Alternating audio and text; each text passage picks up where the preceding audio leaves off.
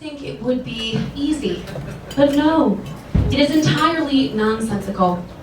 And as a moderately logical person who spends most of her day thinking about business, the only way that I manage to stay mildly sane and make sense of all the nonsense is to approach dating like a go-to-market strategy. First of all, we got a good product.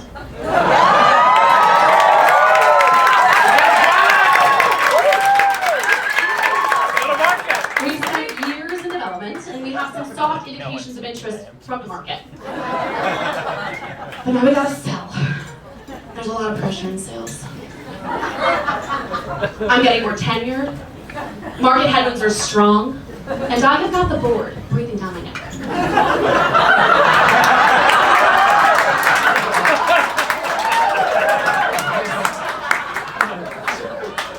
But the key to being a successful salesperson is to having a solid process with well-defined stages. And so I would like to present to you Chantel's sales stages of dating. Dating apps. The lead gen of the modern era.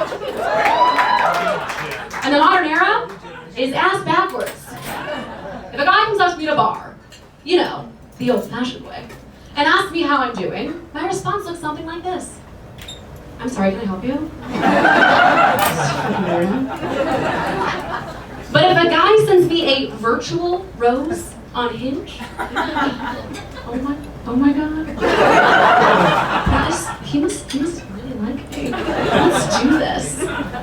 But then you have to qualify via digital banter. And let me tell you, this stage is as terrible as a cold call. Usually ends up in one of three ways. Number one, you get ghosted. Spooky.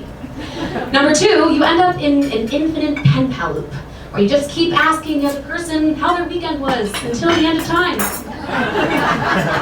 Or, shit just gets grade A weird. It's entertaining, but certainly not anything you want to hang your future on. But a fortunate few make it to the first date, the pitch. And as a seasoned sales rep, I have done hundreds. And they all go pretty much exactly the same way. First, you get the answer to the question, did I get catfished? The old bait and switch. I feel like there's another fish joke in there, but I didn't get to it. Come find me later. But regardless of the answer to that question, you are now stuck there for the next hour, or 30 minutes if we get that emergency phone call, am I right?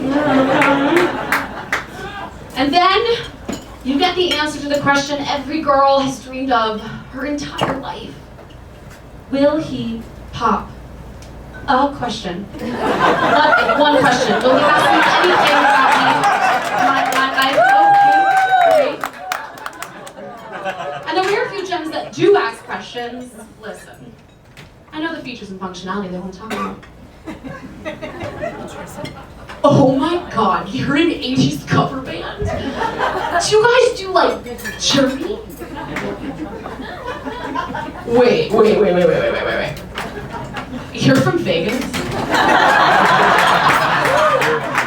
People live there?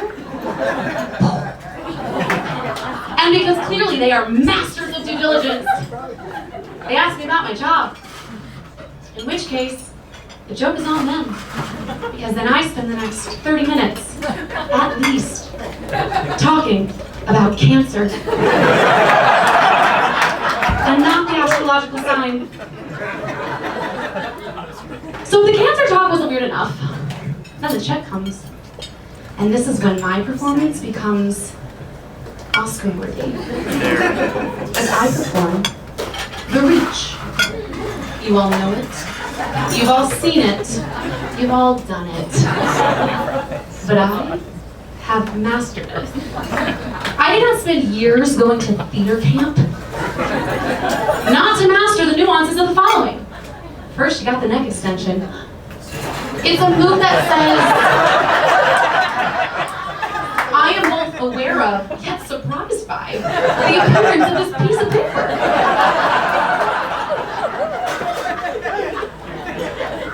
Next up, a slow-mo purse pivot. This one's all on the shoulders. It's a glacial turn towards your back to give him, or literally anyone, the chance to be a hero and say, I've got this. And then finally, a piece on this one.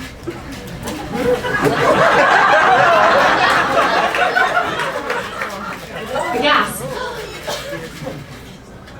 It's as if surprise and gratitude had a baby.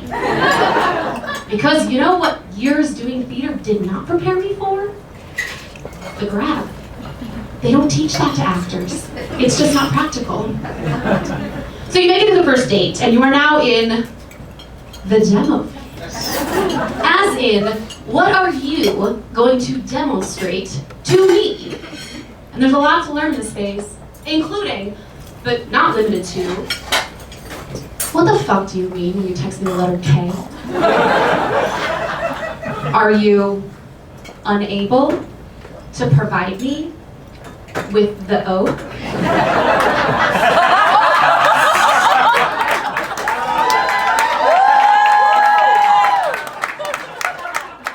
they can provide that to you, you enter the final stage, negotiation. You gotta figure out some terms and conditions. How often are we seeing each other? What are we doing when we're seeing each other? Are we only seeing each other? And you gotta make sure you have stakeholder buy-in. Do my friends like him? Will my family tolerate him? And most importantly, in New York City, what do my doormen think? Very discerning people, and protective. I know, if I'm being honest, the number one signal that I've seen after years of extensive analysis and research, the number one sign that someone, something could be it, that he could be the one, is if he's willing to support me. When one day, out of nowhere, I decide to do a fucking one-woman show.